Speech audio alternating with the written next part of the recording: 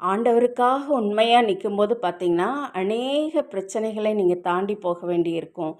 உங்கள ஒதுக்கி வைப்பாங்க, உங்கள மதிக்க மாட்டாங்க, உங்கள வெட்கப்படுத்துவாங்க. இது போன்ற சூழ்நிலையில நீங்க கடந்து கடந்து செல்ல வேண்டியிருக்கும். ஆனா நீங்க ஆண்டவருக்காக நிக்கிறீங்க பார்த்தீங்களா? அதை தேவன் பார்க்கிறார். அதை பார்த்து தேவன் அதற்கான பலனை உங்களுக்காக வைத்திருக்கிறார். நீங்கள் ஒதுக்கப்பட்ட சூழ்நிலையில் கண்ணீரோடு இருக்கும்போது தேவன் அதை கவனிக்கிறார்.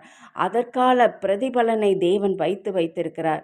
என் நாமத்து நிமித்தம் நீங்கள் எல்லாராலும் பகைக்கப்பட்டாலும், எந்த தீமையான காரியங்களை நீங்கள் அனுபவித்தாலும் அதுக்கான பலனை தேவன் வைத்திருக்கிறதுனால தான் அதனால் பாக்கியவான்கள் என்று சொல்லுகிறார். ஆண்டவர் நாமத்து நிமித்தம் நீங்கள் படுகிற ஒவ்வொரு பாட்டையும் ஒவ்வொரு பிரயாசத்திற்கும் தேவன் மிகுதியான பலனை வைத்திருக்கிறார். அதனால் தேவன் பார்த்து கொண்டிருக்கிறார் என்று நீங்கள் கவலைப்படாதிருங்கள்.